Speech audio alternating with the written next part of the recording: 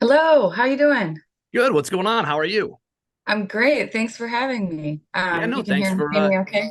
taking a few minutes. I can see you just fine. Yeah. Oh, wonderful. Okay, perfect. And I will see you in person here in less than 2 weeks because both you and I will be going to Everett for, well, you'll be performing. I'll be hosting the Rock for Vets Music Festival up in Everett. I know you guys are still out on the road with Pop Evil right now, or you're heading back to Michigan soon. Where are you guys at right now? We just got back home. Yeah, we did a first couple of dates with those guys. They're so cool. I mean, just very welcoming, the whole team, which was amazing. And of course, they're from Michigan area as well. So we've run into each other before, but we've never been able to perform together, which was super dope. So, but we've been home now for a bit, maybe the last just day or so. And then we head back out in a couple of weeks to do. But yeah, like you said, we're going to be at Rock for Vets. Which I'm super excited about because we've been hearing great things about it. So I can't wait to be part of it this year. Yeah, it's a fun event. I've had the chance to be up there and host it the past couple of years. So spend a whole day in Everett. I don't get to go to Northern Michigan very often, and the people up there don't get these sorts of shows up there very often. So it's awesome just to get to see everybody. Yeah, it's interesting you say that. When we were out with Pop People for those couple of dates, it was kind of like different markets. They were in like Jefferson City, Missouri, and they're like, man, oh man, rock shows don't come through here. So it's like those fans that don't get it all the time are even more like hype and receptive and like so it's a great energy. So I can't wait to see what it's like for Rock for Vets. Yeah, you forget about, when you have fans down in Detroit that can go to any show they want to at St. Andrews or the Fillmore or whatever, those people that have to make a 3 hour, trip and get a hotel room, they don't get to go to shows very often. So for them to drive up the street to the fairgrounds to check out you and Drowning Pool and Adelita's Way, it's so cool for them. Yeah, yes, exactly. And it's fun for us too because many of these shows, like we've been out with Adelita's Way before, a couple times actually. So it'll be fun to. It's always a reunion with friends when we get to do like big festivals. Yeah, we'll talk more about the shows and the album and all that stuff coming up. But I'm curious. Obviously, got your start in Detroit. You guys have been around a lot longer than I think people realize. Got your start 6, 7, 8 years ago. I'm curious. With Detroit being such a hotbed for bands, you've got I Prevail, We Came as Romans. Now Max Saturn's out on the road playing these big national shows, and Eva Under Fire. I'm curious, what was it about your band? Do you think that sort of with everyone that's there, what was it about Eva Under Fire that people said, you know what, this band has it? What is it about your band that sort of catapulted you maybe out of the collective, so to speak? Oh, you're asking that what sets you apart question, and it's so hard. It really is. Um, I think first of all, just tenacity. We never put it down. We've been doing this since we were kids. So I think the more that you keep going, people are forced to kind of see, oh, who's this group, right? But I also think that it's the vibe, the energy itself is just fun for us. We love playing live, and our fans feel it, and the people that come out to our shows feel it. And so I say fans lightly because like they become like family, because when you get people that follow you around everywhere, and come out to multiple shows, it's always like you get to know people. So um I think the energy, and then I don't know, a lot of people have said my voice because it's the one musical talent that I have. I got to be really good at it. Well, people always ask me why I got into radio, and I said I love music, but I have no musical talent, so I ended up doing this, and I made a career out of this. So yeah, it's not. I can't do it. You can at least sing. I can't do any of that stuff. I took guitar lessons for like 3 months and was like, nope, that's not for me. So here I am. Well, but you've got that radio voice, right? So Yeah, it it's worked it's out for me, about I it guess. can So be yeah, about the voice. Yeah, you right. Yeah, got it it. worked See? out. At least you didn't say face for radio. That's what people always. That's always the go-to joke is the face No, for. I would never. I appreciate you. Thank you. How awesome is it for you to be on this journey with your bandmates? You guys have all sort of been together for a long time, and you hear about bands that are constantly replacing members, and people are coming and going. As you mentioned, you've been at this since you were kids. How awesome is it to be on this journey to start from, as Drake says, start from the bottom, and now you're playing these national tours? How awesome is it to be with that group of guys that you've kind of come up with? It's, I think, a very special kind of vibe. The moment is really surreal. I think because of that, we all know what it's like to just play dive bars. So for us to all get here and be together is pretty awesome. It's pretty surreal. I don't think that anybody really saw it coming, even though like I said, we've never put it down. You don't ever think that your dream is actually going to be a reality. Here we Do you? are. Yeah, right. Do you think there's something in the water in the Great Lakes that has allowed the state of Michigan to sort of churn out these nationally touring rock bands. You've got Pop Evil, who you just played shows with. I Prevail is going to headline Pine Knob later on this summer. Greta Van Fleet is headlining Little Caesars Arena. The list goes on and on. What is it about the state of Michigan? And when I talk to bands that aren't from here, they always talk about coming to Michigan is so special because the fans here are so awesome. But what is it about, as a band, what is it about Michigan that I feel like there's just something here that other states don't have? Detroit Rock City, man. I don't know, like it's pretty crazy. I really think this might sound a little harsh, but Michigan fans are bandwagon fans. They're not the type like to go see a show for some random people that are playing at the bar down the street. It's not like Nashville or LA. They have to know you here and they have to love you here. And I don't know if it's because of that. Us Michigan bands are used to fighting for your attention. We're fighting the pool table in the corner, or the sports game that's on the screen, and whatever, like we have to be more entertaining. So I don't know if it's because we're just used to the grind, that we end up really, killing it out here. But I definitely have heard from some other cool bands. Like I got to talk to Jacoby Shaddix at one of the events when we were playing. I think it was Louder Than Life. He was like, "Oh, you guys are from Michigan. We love going to Michigan. Michigan fans are crazy," So I don't know if it's that blue collar Midwest that is coming out, but people love it here. So, but I think we're definitely like we're used to having to fight for attention. And not only do you have to fight for attention when you're a band from Michigan, but also being a female fronted rock band. I imagine, and you've been at this for a while, but I'm curious, Lizzie Hale and Amy Lee and Taylor Momsen and Maria Brink, there are a bunch of female fronted bands now, more so than ever. But I imagine that things maybe are a little bit more difficult when you have a female singer. It shouldn't be, because you guys all kick ass, but I imagine that there's still that little bit of difficulty for people to take you seriously, maybe even now when they see you walk out on stage.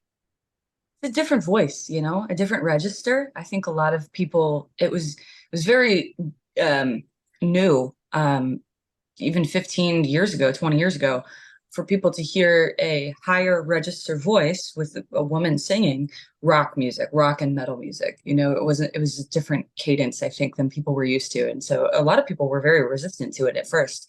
And we still get that, I guess, sometimes. But I think that's just, and everybody is not everyone else's cup of tea all the time, right? So I don't mind those that feedback. I also don't mind the feedback when people compare me to other women's voices that they've heard, because the heavy hitters, like you said, are like Lizzie Hales and the Amy Lees of the world. And I'm like, they're like, I hope you don't take offense, but I really think that you sound like, and I'm like, this woman's had a career in music for like the last 25 years. What do you mean? That's amazing. So I love that, that it's become a little bit more, there's more of us now to represent, because when I was coming up, when I started in bands, there was, Pat Benatar and Joan Jett, but that felt like my parents' generation. And I didn't really have a ton of example of women in rock and metal within my genre that I wanted to do, until Evanescence came on the scene, which I thought was like, that was my calling card. Like I could do that. What was it like now that you've been around, you've been able to play shows with some of those bands? What has it been like to make those connections with like Lizzie Hale and sort of create that bond for you, someone who watched these women and looked up to these women, and now you're getting to their level and you're starting to play gigs with them and share the stage with them? What is that like for you? I thought it would be a little bit more mind-blowing, but really I think it's been the in a wonderful way, quite the opposite of like this. It's just to see how cool they are, and they become human to you, and I love that. I think it's not anticlimactic, not at all. I think it's a really beautiful moment when you start to meet these people, and they always tell you, oh, don't meet your heroes or whatever, people that you've looked up to, and that. But I mean, that's one that I could hands down be like, yeah, no, everyone needs to meet these people. Like the whole Hailstorm camp is just the coolest, most chill people ever. They take care of their people that they're out with. They're just fun to be around, and they really invite everyone into, the bands that are out with them. They really take them under their wing, and I saw that when they were playing with The Warning and other bands too, that they really just have such a they take their role very, very seriously, to just help onboard other musicians and welcome them to the fold, which is fantastic. I was going to say it's awesome to hear when you have these bands that have quote unquote made it and they could take anyone out on the road with them and maybe they don't go and speak to them, whatever. So to hear that they're doing their best to probably do what the bands before them did for them. They don't have to do this stuff, but it's awesome to hear that they're doing that, because if they don't, it may be a little bit discouraging for some bands that are out on the road right now. It's a rough time if you don't find nice people, man. Like we're still traveling around in a van. So if there's no green room and there's no catering, we're just kind of like literally out in the parking lot, but we've not had that.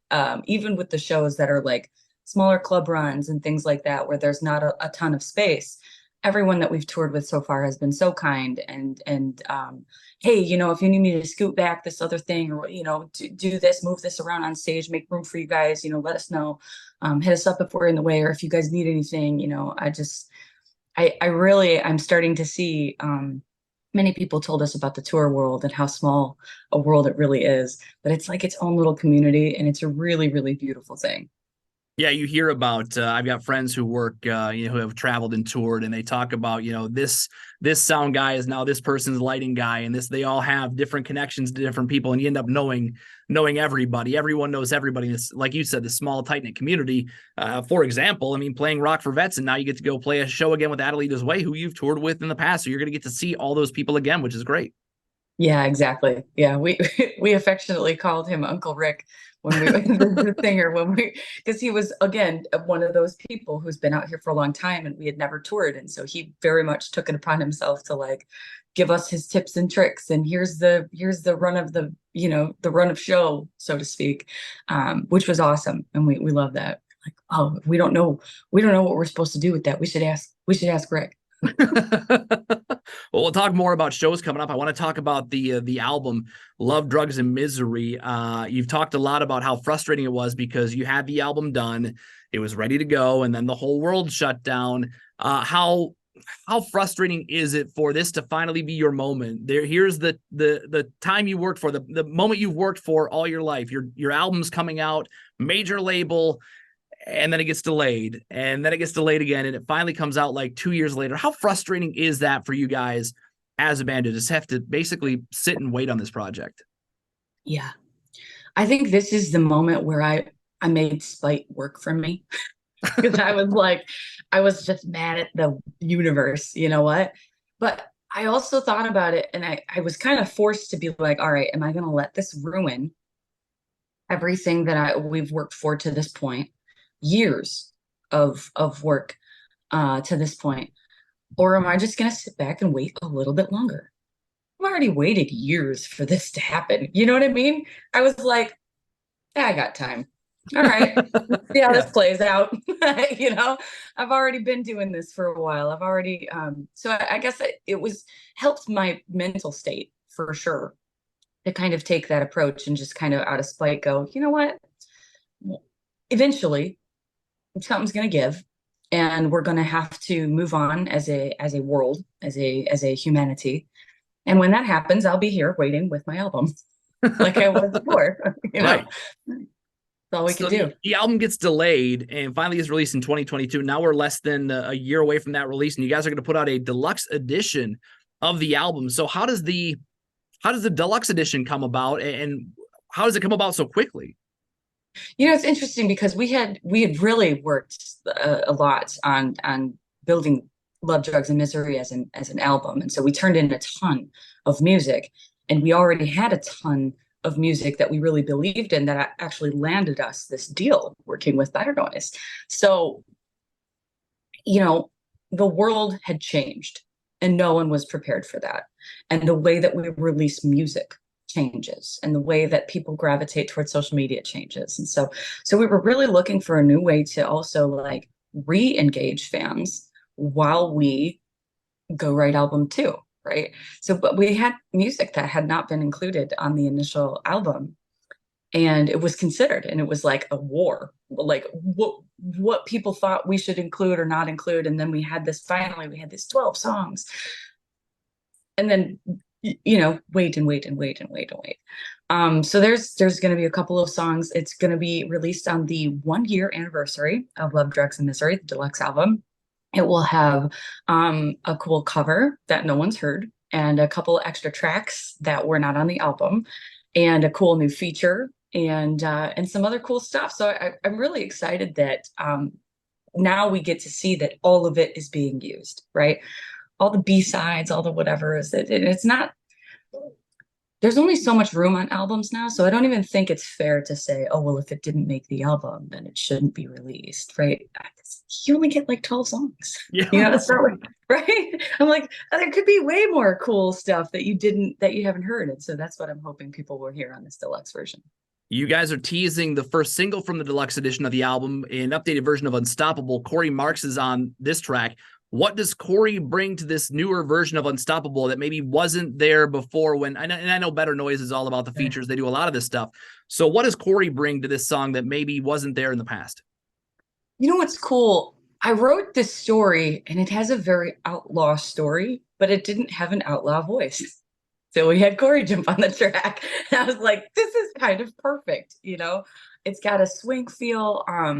It's got a really fun vibe. And I think that little bit of twang that he adds to his, because he's got that southern sort of, I guess it's more of, like I said, like an outlaw voice, because I mean, it's definitely not being from Canada, I'm like, well, I can't say it's Southern, right? Yeah, right. But from where I'm sitting, anyhow.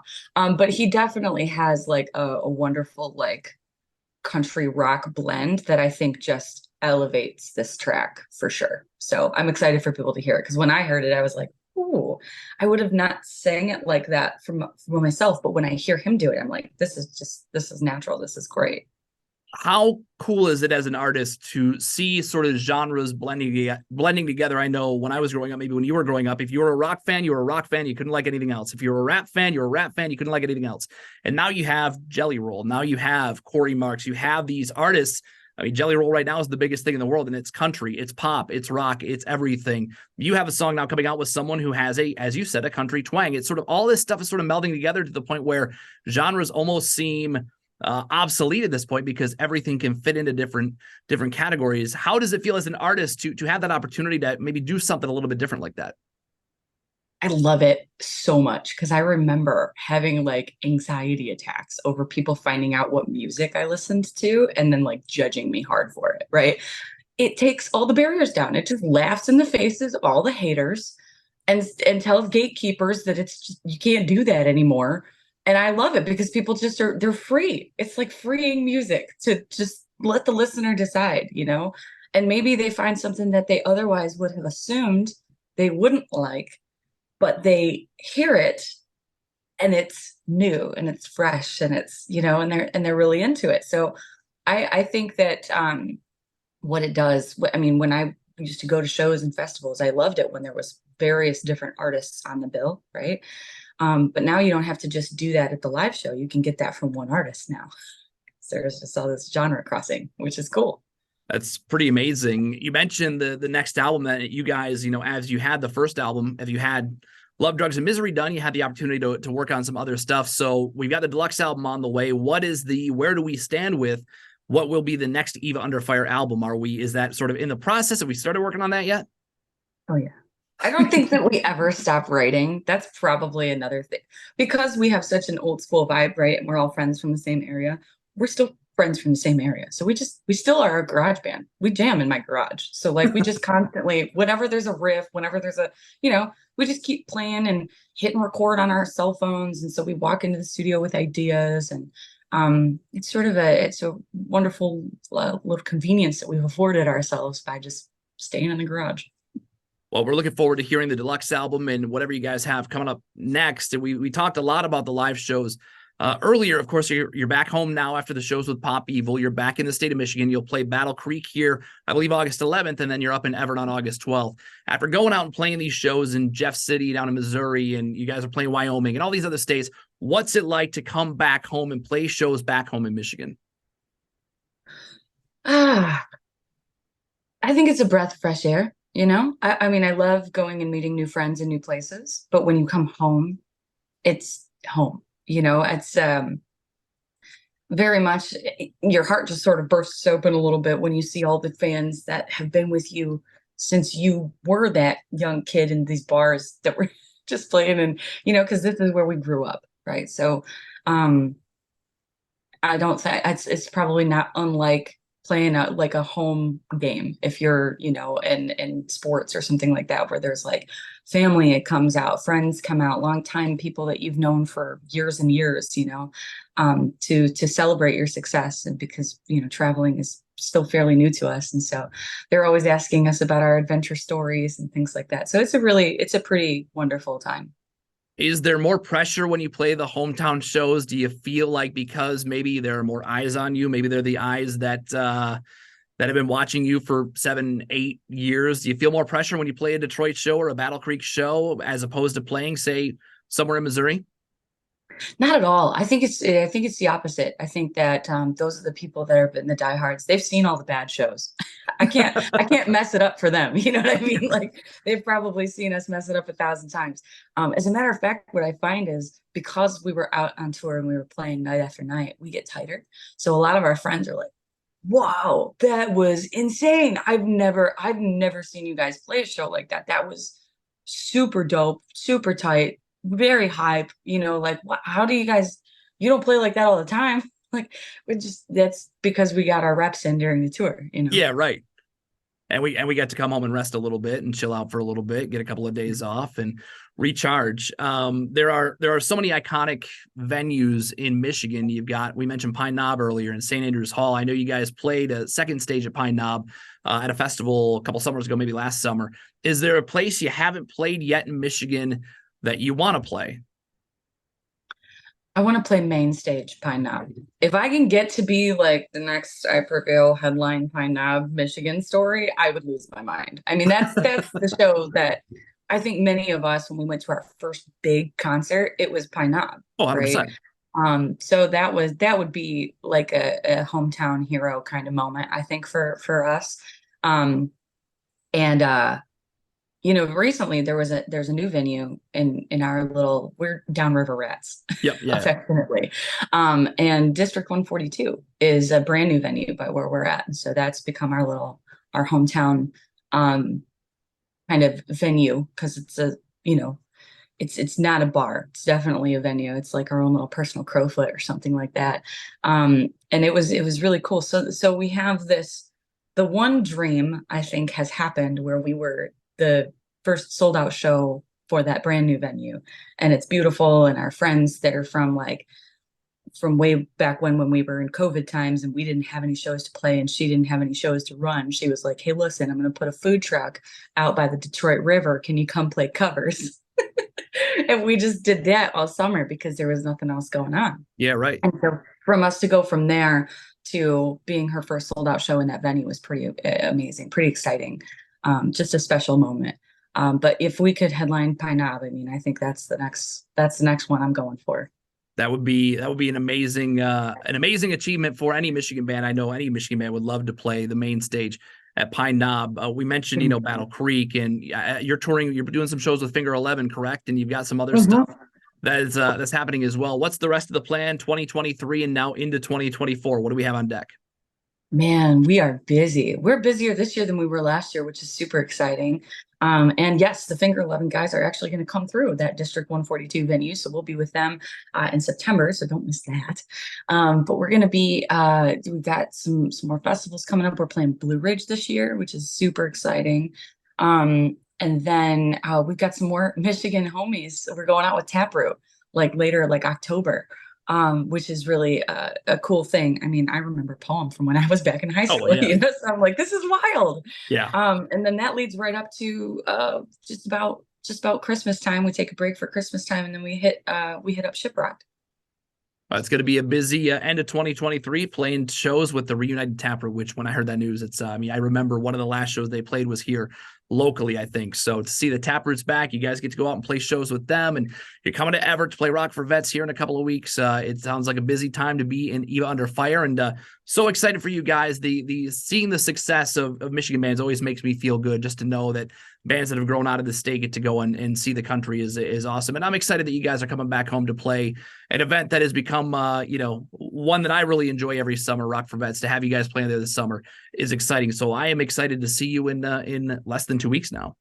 Yeah, we will be there. We will be there with bells on. We'll make sure that it's a I'll take a nap so that we make sure we just hit it hard when we're up there. It's an exciting time every time we get up on those those bigger stages, and this just like super gathering of people and for veterans as well. It's just what an amazing way to give back. Yeah, it's a great event. Rock4vets.live. That's rock the number 4vets.live. If you don't have tickets yet, I would suggest you go get them. I will be there. Eva will be there as well, along with Drowning Pool and Natalie Does Way and Smile and Peace Soul and a whole bunch of other bands. Eva, thank you so much. I will see you here on August 12th. Much love. Take care, friends. See you soon.